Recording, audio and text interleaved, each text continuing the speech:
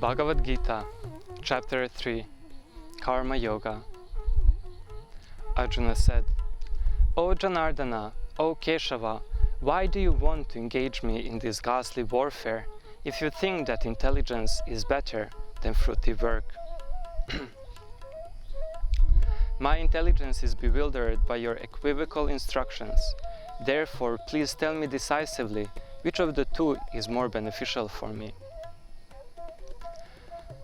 The Supreme Personality of Godhead said, "O sinless Arjuna, I have already explained that there are two classes of men who try to realize the self.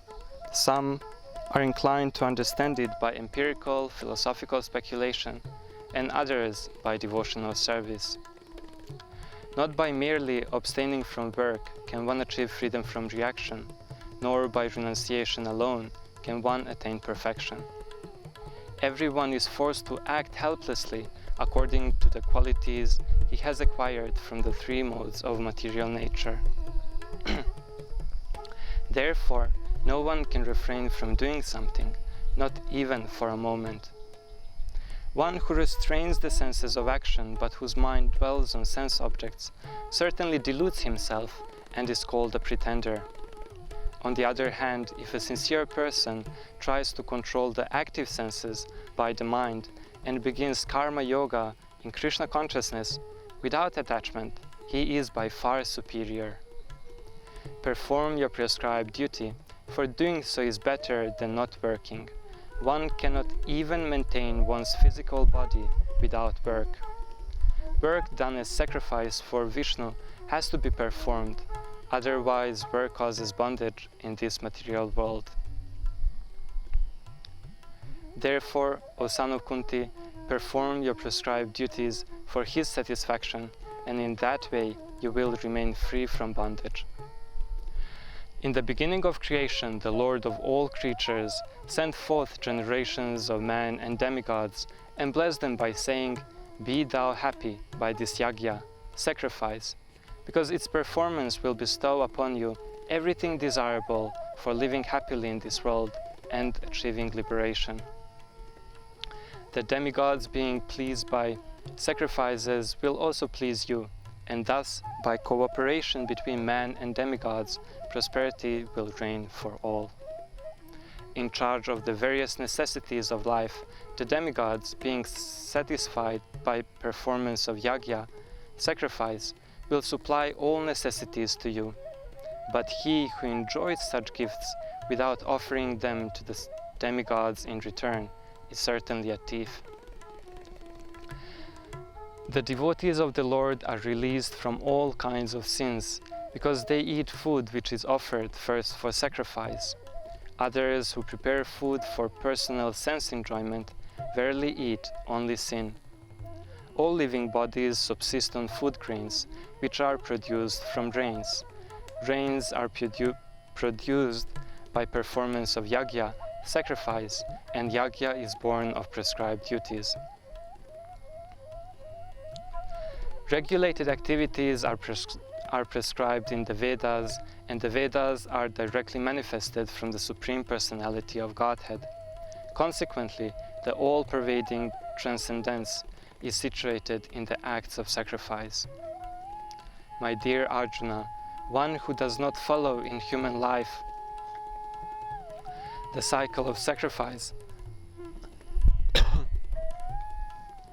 thus established by the Vedas, certainly leads a life full of sin. Living only for the satisfaction of the senses, such a person lives in vain. But one who takes pleasure in the self, whose human life is one of self-realization, and who is satisfied in the self only, fully satiated, for him there is no duty. A self-realized person has no purpose to fulfill in the discharge of his prescribed duties, nor has he any reason not to perform such work, nor has he any need to depend on any other living entity. Therefore, without being attached to the fruits of your activities, you should act as a matter of duty, for by working without attachment, one attains the Supreme. Kings such as Janaka attain perfection solely by performance of prescribed duties. Therefore, just for the sake of educating people in general, you should perform your work. Whatever action a great man performs, common man follows, and whatever standards he sets by exemplary acts, all the world pursues. O son of Pritha, there is no work prescribed for me within all the 3 planetary systems, nor am I in want of anything, nor have I a need to obtain anything, and yet I am engaged in prescribed duties. For if I ever failed to carefully perform prescribed duties,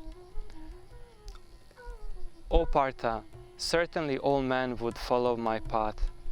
If I did not perform prescribed duties, all these worlds would be put to ruination. I would be the cause of creating unwanted population, and I would thereby destroy the peace of all living beings. As ignorant perform their duties with attachment to the results, the learned may similarly act, but without attachment, for the sake of leading people on the right path. So, as not to disrupt the minds of ignorant men attached to the fruitive results of prescribed duties, a learned should not induce them to stop work. Rather, in the spirit of devotion, he should engage them in all sorts of activities. The spirit soul, bewildered by the influence of false ego, thinks himself the doer of activities that are in actuality carried out by the 3 modes of material nature. Those who are in knowledge of the absolute truth does not engage themselves in the senses and sense gratification, knowing well the difference between work in devotion and work for fruitive results. Bewildered by the modes of material nature, the ignorant fully engage themselves in material activities and become attached. But the wise should not unsettle them, although these duties are inferior due to the performer's lack of knowledge. Therefore, O Arjuna, surrendering all your works to me, in full knowledge of me, with no claims to proprietorship, and free from lethargy, fight. Those persons who execute their duties according to my instructions and follow this teaching faithfully, without envy, become free from the bondage of fruitive actions. But those who out of envy disregard these teachings and do not follow them faithfully are to be considered bereft of all knowledge, befooled and ruined in their endeavors for perfection. Even a man of knowledge acts according to his own nature, for everyone follows the nature he has acquired from the 3 modes. What can repression accomplish?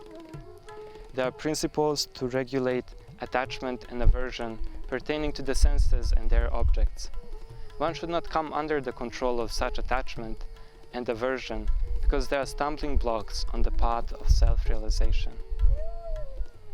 It is far better to discharge one's prescribed duties, even though faultily, than another's duties perfectly.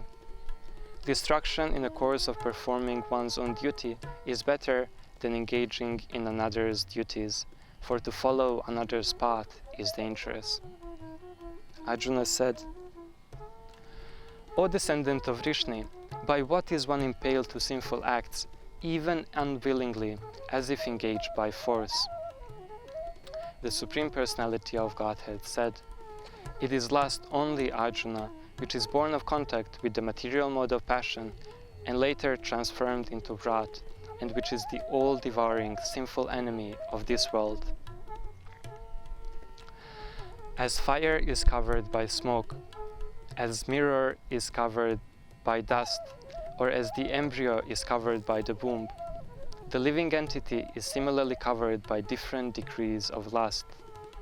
Thus the wise living entity's pure consciousness becomes covered by his eternal enemy in the form of lust, which is never satisfied and which burns like fire. The senses, the mind, the intelligence are the sitting places of this lust. Through them, lust covers the real knowledge of the living entity and bewilders him. Therefore, O Arjuna, best of the Bharatas, in the very beginning, curb this great symbol of sin, lust, by regulating the senses, and slay this destroyer of knowledge and self-realization.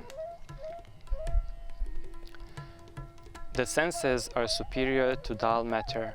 Mind is higher than the senses. Intelligence is still higher than the mind, and he, the soul, is even higher than the intelligence. Thus, knowing oneself to be transcendental to the material senses, mind, and intelligence, O mighty armed Arjuna, one should steady the mind by deliberate spiritual intelligence, Krishna consciousness, and thus, by spiritual strength, conquer this insatiable enemy known as lust.